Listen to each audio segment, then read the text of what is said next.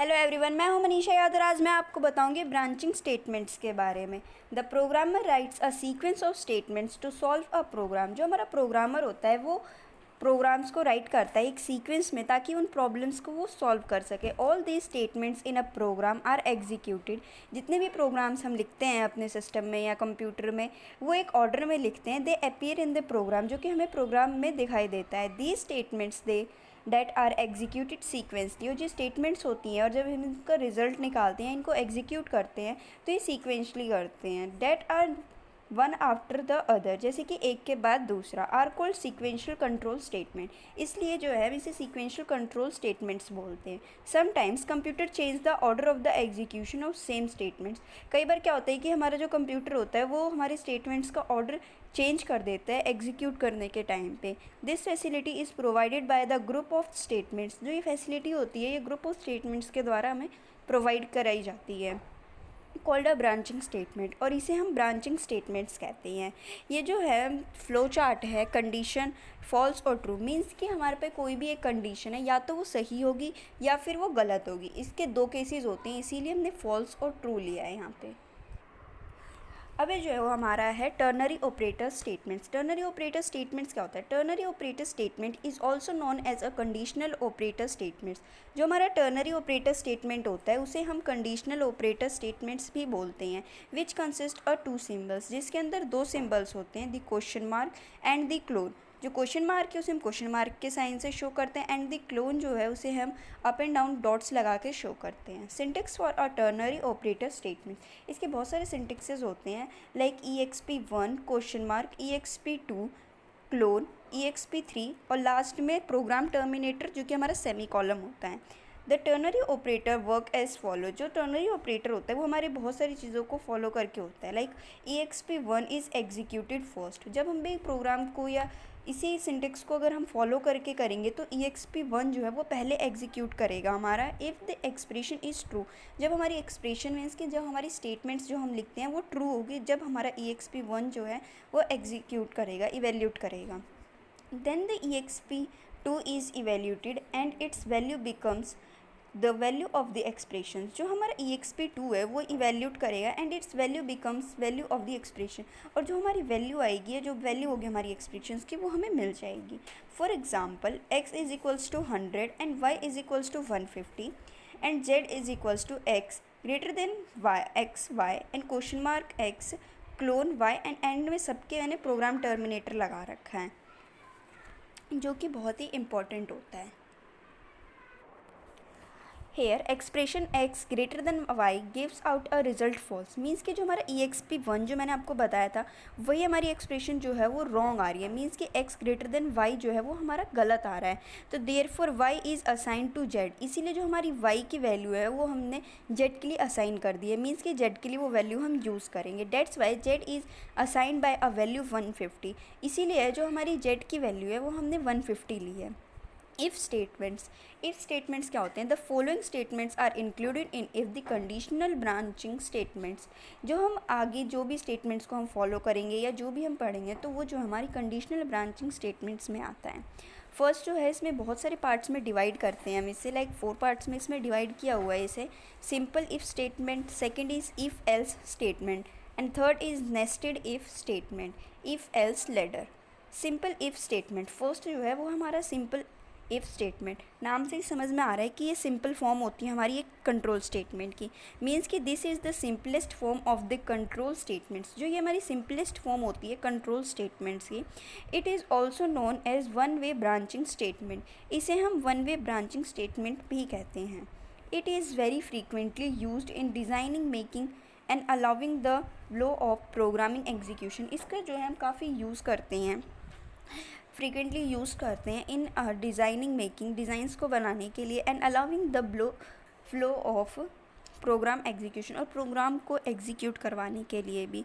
The if statements has following syntaxes. इस statements के भी बहुत सारे, इस स्टेटमेंट के भी सिंटेक्सेस हैं। If conditional expressions statements. Second जो इसी का पार्ट है वो था हमारा if else statement. This is used when you have two choices. इसका यूज़ हम जब करते हैं जब हम एक और एक से ज़्यादा हमारे पास चॉइसेस होती हैं। One group of statement is executed. एक ग्रुप का जो स्टेटमेंट है हम उसे एग्जीक्यूट करते हैं when conditional statement is true. जब हमारी जो कंडीशनल स्टेटमेंट होती है वो हमारी ट्रू होती है। And the another group is executed. और जो दूसरा ग्रुप है जब उसे हम एग्जीक्यूट करते हैं व्हेन इट इज़ फॉल्स। मतलब कि जो हमारा फर्स्ट होता है जब हम प्रोग्राम को एग्जीक्यूट करते हैं वो हमारी कंडीशनल स्टेटमेंट ट्रू होती है एंड अदर ग्रुप जो होता है वो हमारा फॉल्स होता है एग्जीक्यूशन के टाइम पे। It is also known as two way branching statements. इसीलिए हम इसे टू वे ब्रांचिंग स्टेटमेंट्स भी कहते हैं और टू वे डिसीजन स्टेटमेंट्स भी कहते हैं। इसीलिए हम इसमें टू वे डिसीजन स्टेटमेंट्स भी कहते हैं। और ये इसका फ्लो चार्ट है। मीन्स कि हमारे पास एक कंडीशन है वो फॉल्स भी हो सकती है एंड देन ट्रू भी हो सकती है। और इसके हमें दो चॉइसेस दी हुई हैं, statement block 2 and statement block 1। Next जो है वो है हमारा नेस्टेड इफ स्टेटमेंट।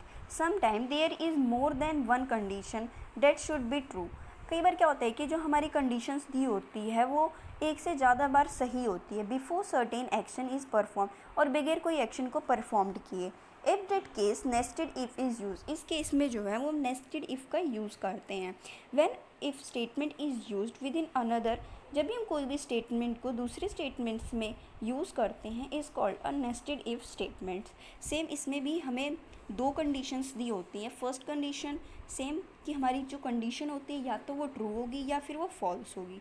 इसलिए उसने दो कंडीशंस दी हैं हमें, if condition 1 and then if condition 2। और इसके हमें फर्दर बहुत सारे स्टेटमेंट ब्लॉक्स दे रखे हैं। नेक्स्ट एंड लास्ट जो है वो है हमारा if else if ladder statements, जो कि हमारा इफ़ लेटर स्टेटमेंट था। Sometimes we wish to make a multi way decision. कब बार क्या होता है कि हम चाहते हैं कि हमारे पास मल्टी वे डिसीजंस हो बेस्ड ऑन अ सर्वल कंडीशन, जो कि बहुत सारी सर्वल कंडीशंस पे हमारी बेस्ड हो। The most general way of doing this is by using that the if else if ladder statements. और इसका बहुत ही ज़्यादा मतलब जनरली यूज़ जो करते हैं हम इसमें इफ़ एल्स इफ़ लेटर का ही स्टेटमेंट का ही हम इसमें योग करते हैं।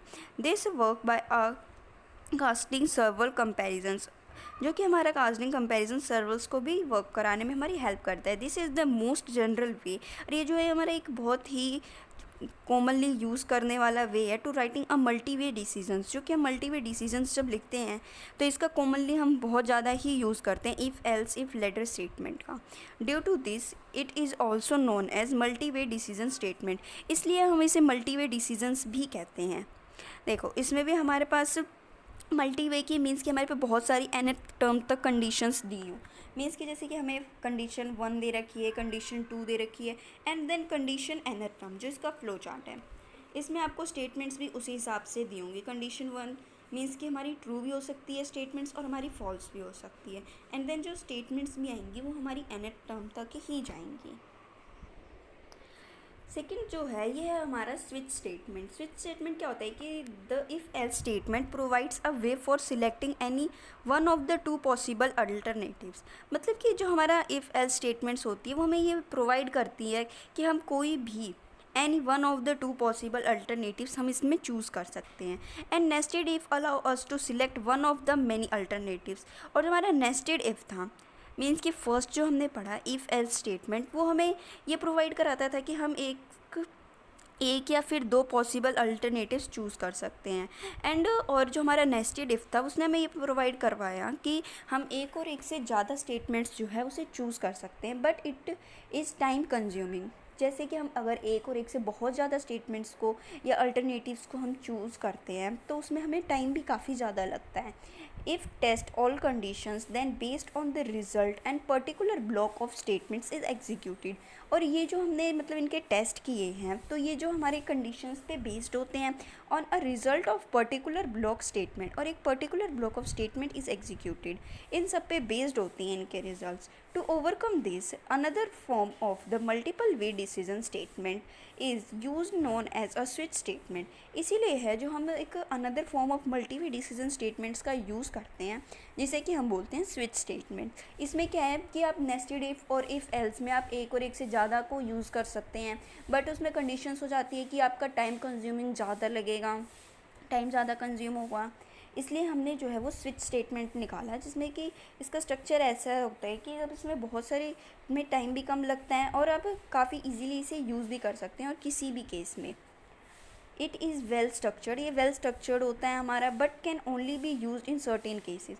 बट क्या होता है कि इसे हम किसी मतलब सर्टेन केसेस में ही यूज़ कर सकते हैं। The expression is an integer expression, जो हमारा एक्सप्रेशन होता है मतलब कि जो हमारी स्टेटमेंट्स होती हैं वो हमारी इंटीजर एक्सप्रेशंस होती हैं और कैरेक्टर्स होते हैं इंट, लॉन्ग, शॉर्ट और चार। इंट में तो हमारा इंटीजर होता है और चार का मतलब जो है वो हमारा होता है character. Only one variable is tested, एक वेरिएबल को हम टेस्ट करते हैं। All branches must be depend on the value of that variable, और जितने भी हमारे ब्रांचेज होते हैं इसके वो सारे हमारे उन वेरिएबल्स पे ही डिपेंड करते हैं। Each possible value of the variable can control a single branch, जो हमारी एक वैल्यू होती है वेरिएबल की वो पूरे सिंगल ब्रांच को हमारे कंट्रोल करती है। डिफ़ॉल्ट केस में optionally by use to trap and unspecified cases, और जो है ये डिफ़ॉल्ट केस जो है वो हमारा ऑप्शनली होता है by use to trap all the unspecified cases, जो कि अनस्पेसिफाइड केसेस के लिए हम यूज़ करते हैं। Thank you for watching this video. अगर आपको इस वीडियो से रिलेटेड कोई भी डाउट होता है आप मुझे कमेंट बॉक्स में कमेंट करके बता सकते हैं या मेल आईडी पे मेल भी कर सकते हैं। Thank you.